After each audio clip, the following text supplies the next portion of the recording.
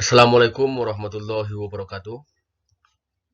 Kita hari ini kembali belajar. Hari ini kita membahas tentang sistem pencernaan manusia. Seperti yang kita ketahui, di dalam tubuh kita ini ada yang namanya sistem pencernaan manusia. Sistem pencernaan manusia itu dibagi ke dalam dua jenis. Yang pertama, pencernaan mekanis, dan yang kedua adalah kimiawi. Proses pencernaan mekanis merupakan proses pencernaan makanan yang dilakukan dengan gerakan-gerakan seperti mengunyah, menelan, memompa, menghancurkan, dan meremas makanan. Pencernaan mekanik bertujuan untuk mengubah ukuran makanan menjadi lebih kecil. Yang kedua adalah pencernaan kimiawi. Pencernaan kimiawi adalah proses pencernaan makanan yang melibatkan enzim. Pencernaan kimiawi ini bertujuan buat mengubah partikel makanan yang kecil-kecil jadi bentuk yang siap diserap oleh tubuh.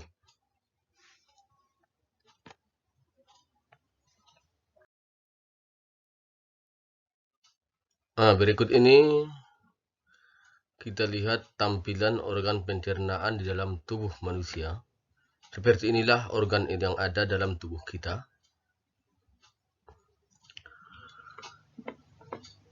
Kita ilustrasikan sebuah mangga yang akan dicerna oleh sistem pencernaan kita.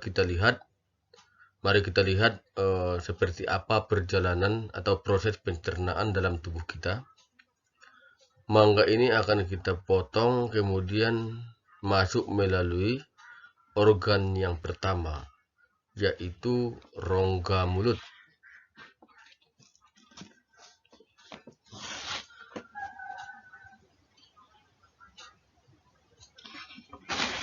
Sistem pencernaan manusia dimulai dari rongga mulut dan berakhir di anus.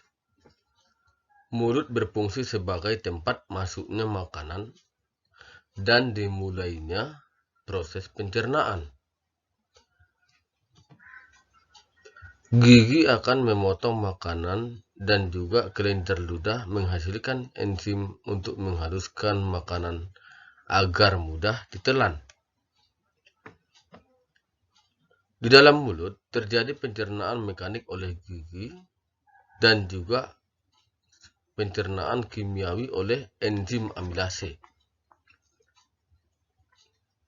Gigi akan menghancurkan makanan menjadi ukuran yang lebih kecil, sehingga memudahkan enzim amilase untuk bekerja. Enzim amilase lalu akan menguraikan kandungan pati atau amilom dalam makanan menjadi gula sederhana yang dapat diserap oleh tubuh. Enzim amilase diproduksi oleh kelenjar ludah. Karena di dalam mulut ada juga organ tambahan seperti lidah yang akan mengaduk makanan sehingga bisa bercampur dengan enzim amilase. Kita kembali ke makanan yang tadi, kita lihat pada gambar. Dari mulut ini, maka makanan itu akan berpindah ke organ berikutnya. Mari sama-sama kita lihat. Ini dia, organ yang kedua adalah kerongkongan.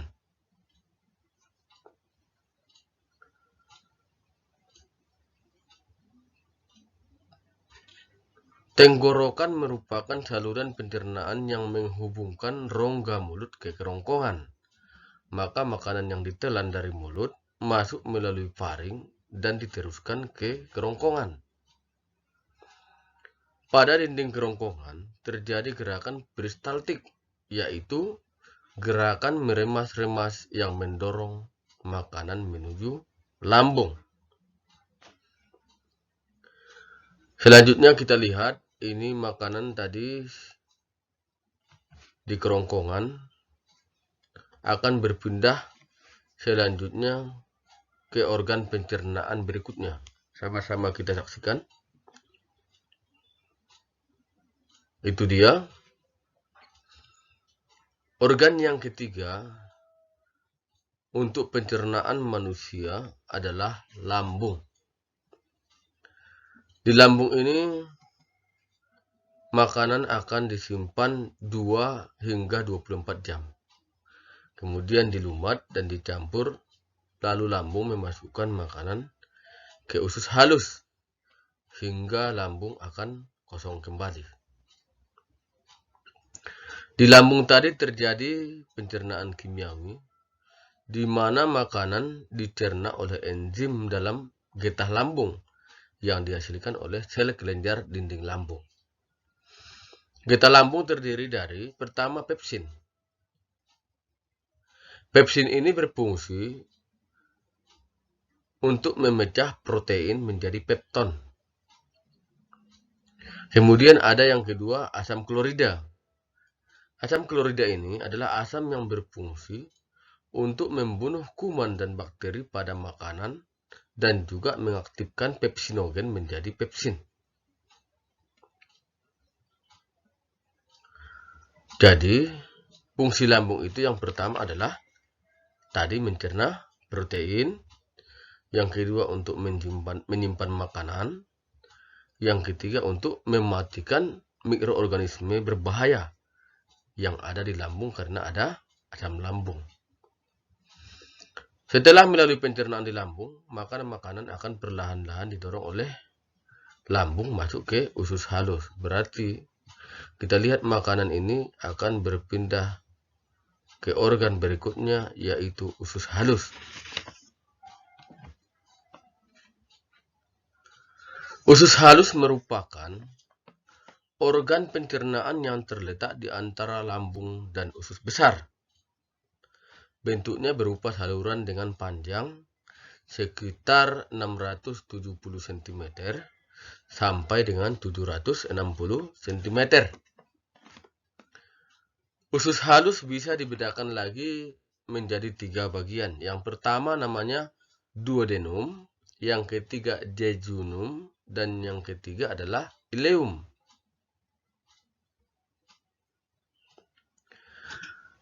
Duodenum ini sering diistilahkan dengan usus 12 jari. Usus 12 jari ini berfungsi sebagai tempat pencernaan makanan secara kimiawi.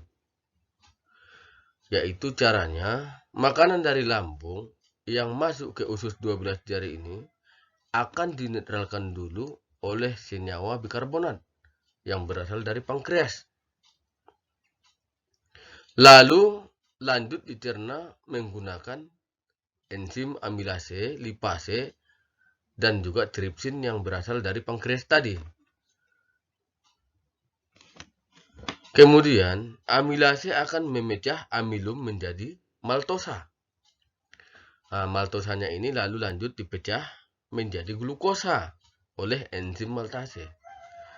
Kalau lipase memecah lemak jadi asam lemak dan gliserol. Ini dilakukan dengan bantuan empedu yang akan mengemulsikan lemak sehingga enzim lipase bisa bekerja. Sementara itu, tripsin akan memecah pepton jadi asam amino. Glukosa, asam lemak, gliserol, dan asam amino tadi merupakan bentuk zat gizi sederhana yang siap diserap oleh tubuh. Penyerapannya terjadi di bagian usus halus berikutnya, yaitu jejunum dan ileum. Dengan arti, jejunum atau yang disebut dengan usus kosong dan ileum atau juga dengan istilah lain adalah usus penyerapan sama-sama berfungsi sebagai tempat penyerapan sari makanan atau zat gizi sederhana. Makanya strukturnya dipenuhi villi ataupun yang disebut dengan jonjot usus yang berfungsi untuk memperluas area penyerapan sari makanan. Di samping organ pencernaan ini ada organ pencernaan pembantu, ya. Kita lihat, ini dia namanya pertama pankreas. Posisi tepatnya di bawah lambung.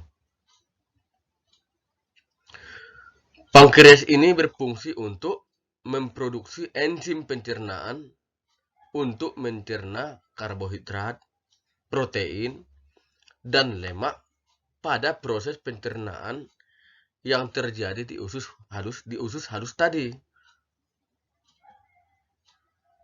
Selain itu, pankreas ini juga akan menghasilkan senyawa bikarbonat yang akan menetralkan makanan dari lambung yang sifatnya asam, sehingga tidak melukai dinding usus halus. Itu dia organ pembantu pencernaan yang pertama. Yang kedua, organ pembantu pencernaan yang kedua adalah hati. Hati ini adalah organ pelengkap dalam sistem pencernaan karena akan membentuk cairan empedu. Empedu ini digunakan ataupun diperlukan untuk proses pencernaan lemak. Empedu tersebut lalu akan ditampung di kantung empedu sebelum digunakan di usus halus. Nah, kita lihat kembali. Makanan yang tadi sudah berada di usus halus, kita lihat pergerakannya akan berpindah ke usus besar. Berarti organ pencernaan berikutnya adalah usus besar.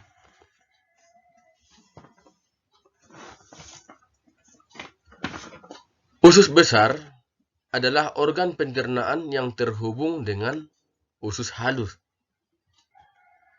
Sisa-sisa makanan yang tidak bisa dicerna ataupun tidak bisa diserap oleh tubuh, maka akan diteruskan ke usus besar. Ini karena usus besar berfungsi untuk membusukkan sisa makanan tadi membentuk feses ataupun kotoran dengan dibantu oleh bakteri Escherichia coli. Nah, di usus besar terdapat beberapa bagian juga, yaitu yang pertama, kolon. Kolon ini berfungsi sebagai tempat pemadatan feses ataupun kotoran, atau penyerapan kembali air dari zat sisa makanan. Yang kedua ada namanya rektum. Rektum ini berfungsi sebagai tempat menyimpan feses sementara waktu. Selain itu, ada pula umbai cacing, yaitu bagian yang berbentuk memanjang seperti cacing. Bagian ini bisa membengkak jika ada sisa makanan yang tersumbat di dalamnya, lalu menimbulkan penyakit usus buntu. Nah, kembali kita ke gambar. Pada usus besar, air akan diserap sampai habis seperti yang sudah dijelaskan tadi.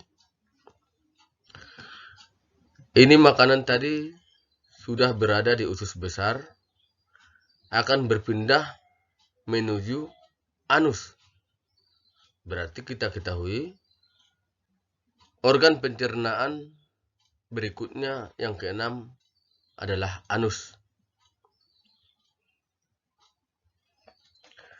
Anus berfungsi hanya sebagai tempat pembuangan zat sisa makanan ataupun tempat pembuangan kotoran yang sudah melalui sistem pencernaan mulai dari rongga mulut, diteruskan ke kerongkongan, dilanjutkan ke lambung, kemudian usus halus, dan juga usus besar.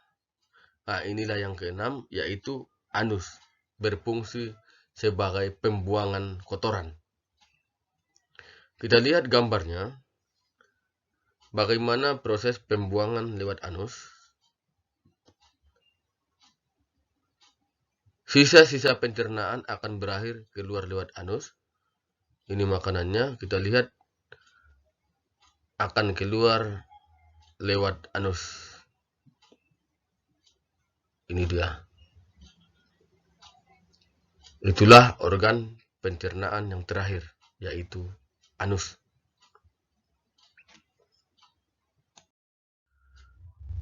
Oke, sekian dulu pelajaran kita hari ini mengenai sistem pencernaan tadi. Semoga kita ada waktu di kesempatan lain untuk membahas pelajaran berikutnya. Saya tutup pelajaran kita ini dengan ucapan Alhamdulillahirrabbilalamin. Assalamualaikum warahmatullahi wabarakatuh.